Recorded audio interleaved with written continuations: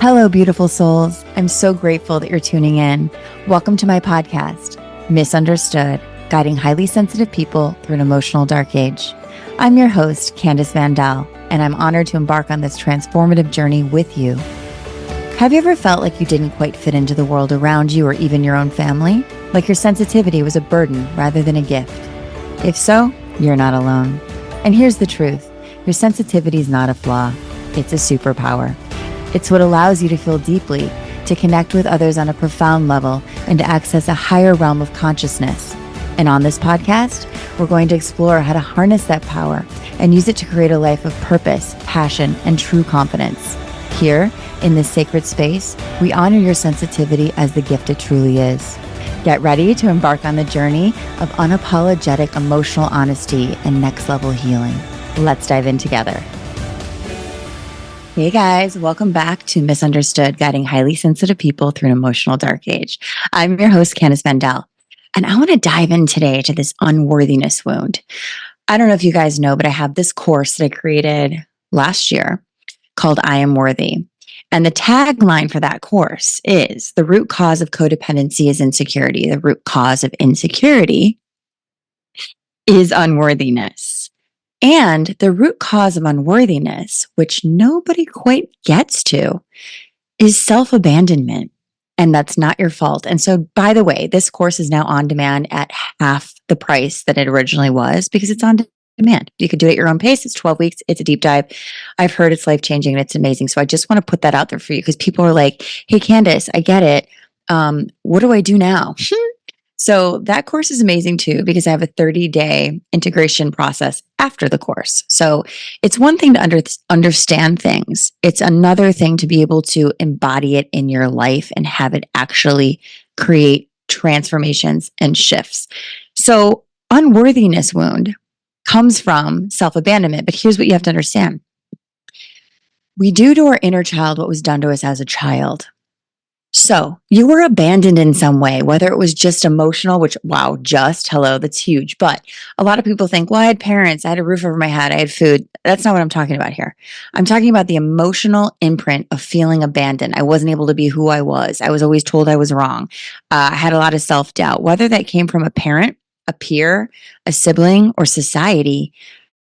Some part of you has been abandoned, or you wouldn't be listening to this, because honestly, coming back to the authentic self means undoing all of that conditioning, coming back into the truth, knowing that it's safe to shine, knowing that you are able to give yourself your own permission slip to know you're worthy. So I'm going to go through some examples here today, but one client asked me yesterday, actually, it's funny because it's not funny, but it's very common how many people ask me this. Someone asked me this yesterday, and then one of my old clients that I've had for a while asked me the same question today.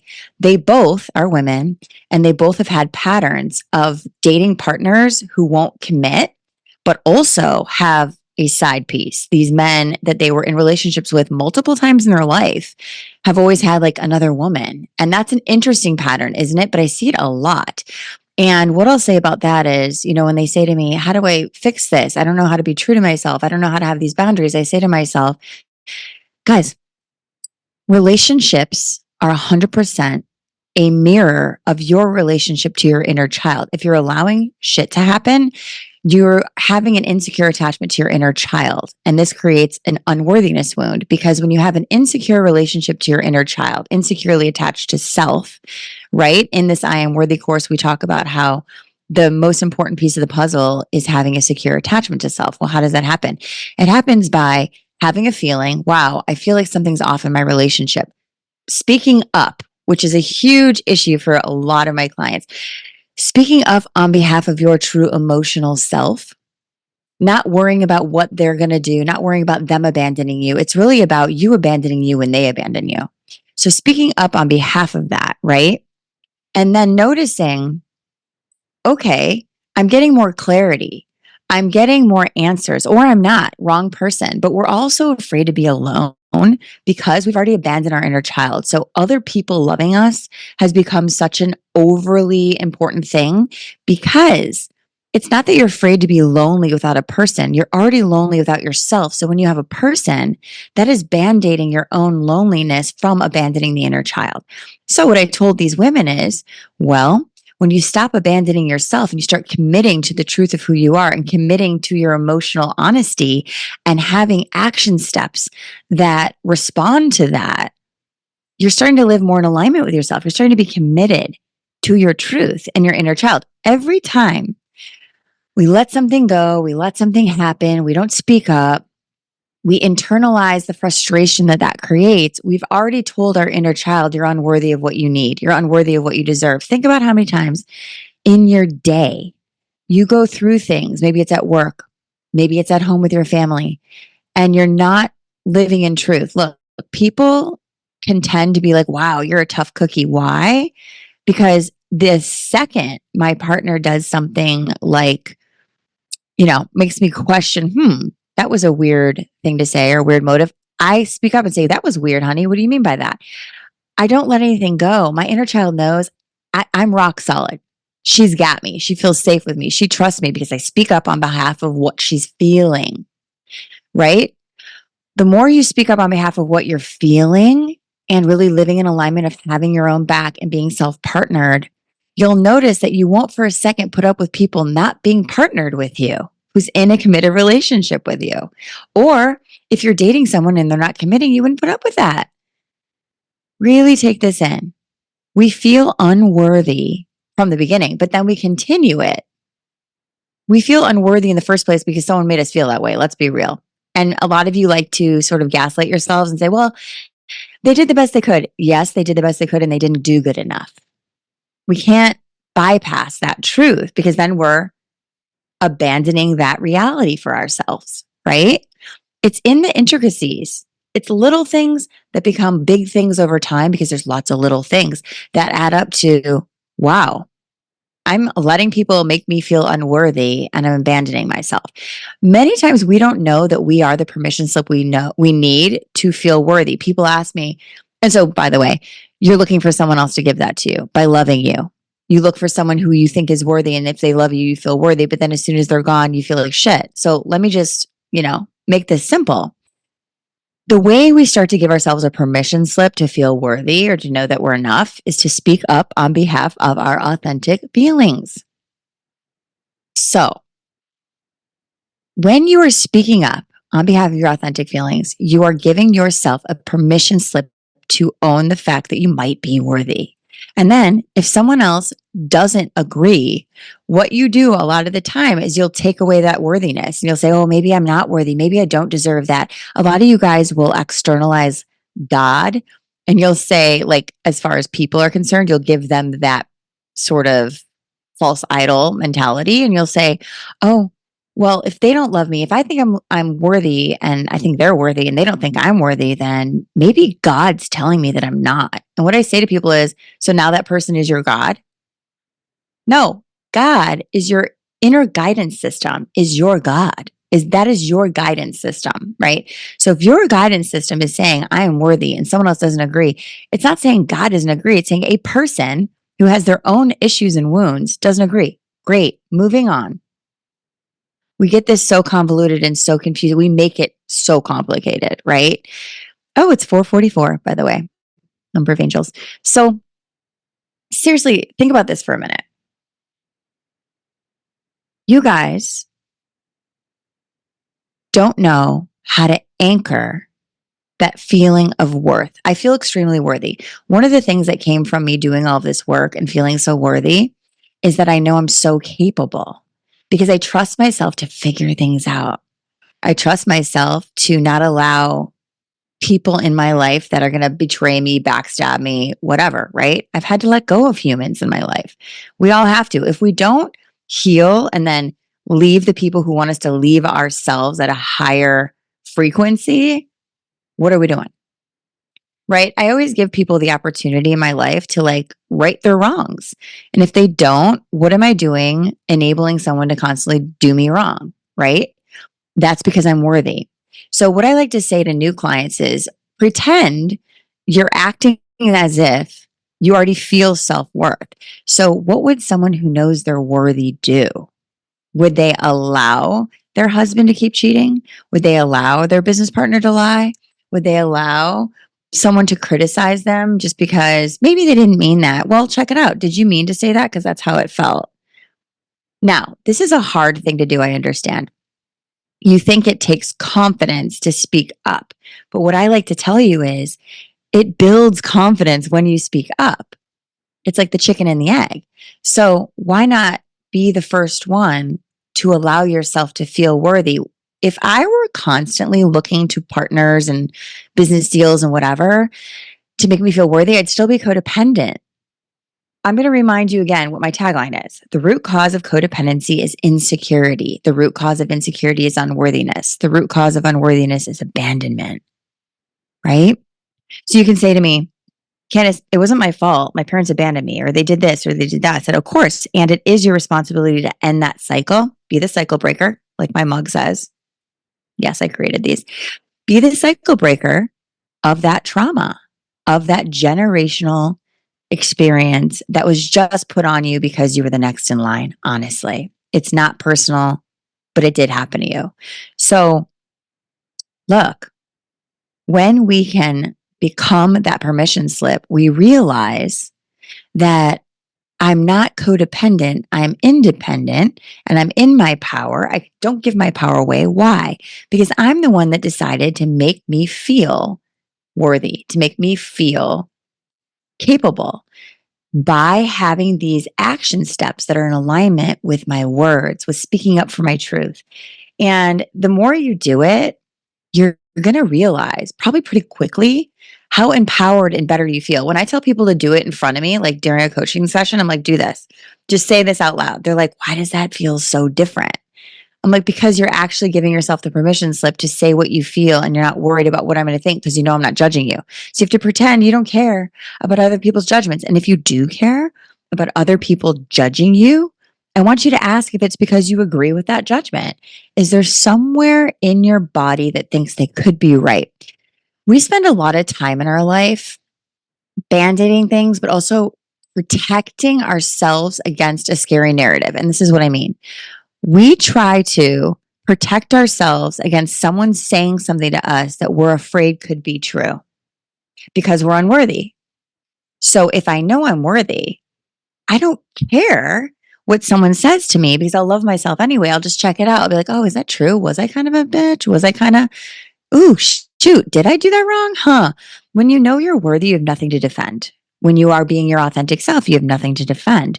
It's these scary scenarios in our head that we're afraid of could be who we truly are, which would mean we're actually unworthy.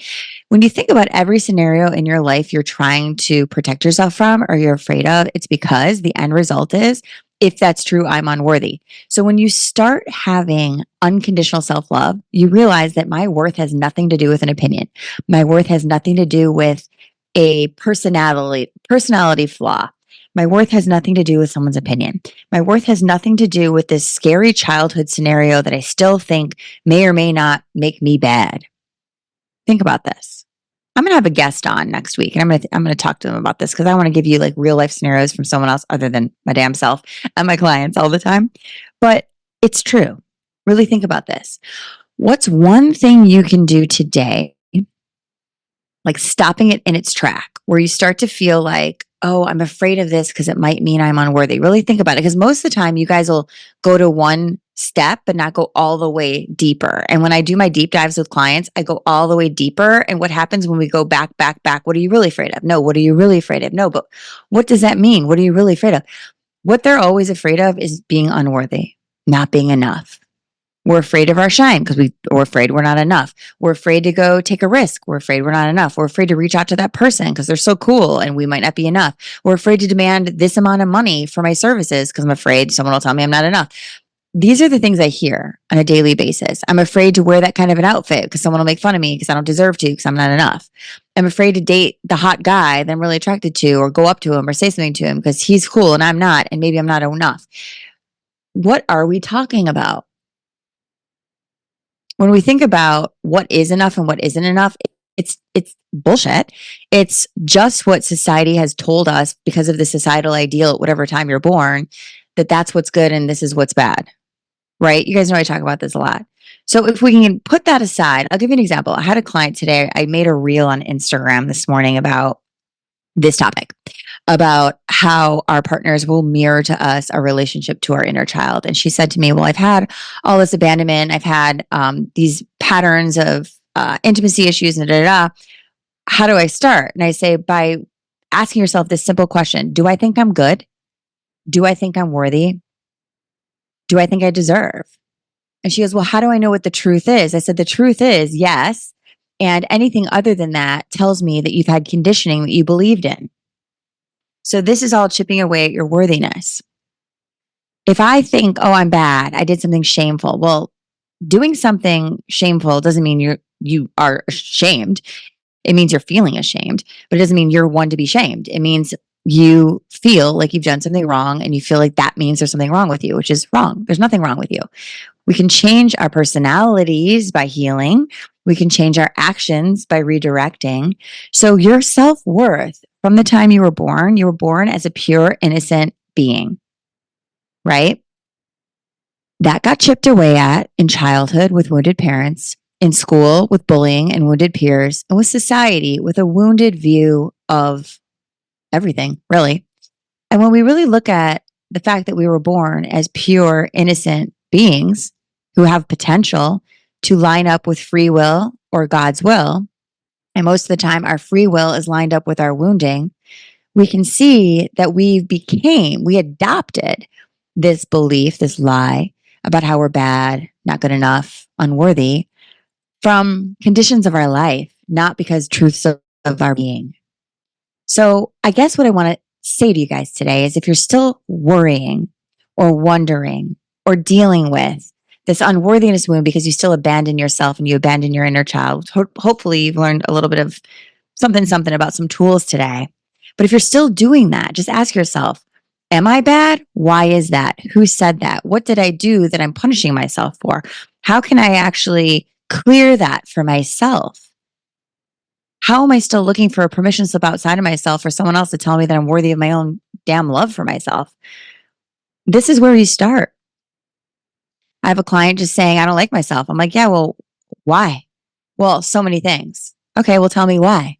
So she told me one thing. Well, I have obsessive thoughts and I ruminate. I'm like, okay, so that means something happened to you to have this, let's say, coping mechanism of ruminating and having obsessive thoughts. No? So that's, again, not your worth.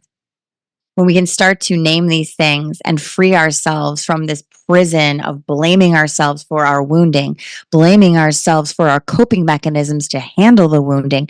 You know, I'll tell you another thing. I had a client this morning who was telling me that she went through a lot of trauma in her 20s and she was like diagnosed with all these things that obviously were undiagnosed years later because they were just trauma responses. And she's like, yeah, my therapist at the time blamed me for what I was doing and how I was feeling after I was traumatized. And I said, this is a big part of our issue in society right now is a lot of kids, for instance, are being diagnosed with things, but no one's looking at what happened to them. A lot of people are getting a lot of illnesses, but no one's looking at the emotional world. And so if you can give yourself a break, do yourself a favor and say, you know, I'm going to stop blaming myself for how I react to things, but I will try to do better. I'm going to stop blaming myself for the shame I feel. I'm going to stop blaming myself for feeling doubt. I'm going to stop blaming myself for not loving myself. I'm going to stop blaming myself for all this self-criticism. Great. What do you do instead? You say, it's not what I'm doing. It's what was done to me. And this is how I'm dealing with it. So I'm going to leave you guys with that. It's giving yourself a break, getting off your own case, and stop putting so much pressure on yourself. You deserve more love, not less. If I can say one more thing, we all need to try to be the unconditional mother we never had. How would you like to treat your inner child? Instead of treating your inner child the way you were treated as a child, why don't you start treating your inner child the way you always wish you were treated as a child? I love you guys. Please go say hi to me on Instagram at Candace Vandell. Please make sure you subscribe and share with anyone you think that this could touch. Don't forget to check out YouTube and definitely check out my I Am Worthy course on demand half off now because it's on demand. It's in the link in my bio and Instagram. It's also all over my website. So please check those things out. They're very healing. I should also mention, because it is almost September 2nd, we start my inner work class. This is all about healing inner child wounds and codependency. So the difference between I Am Worthy and this class, I Am Worthy is all on demand. It's all on your own.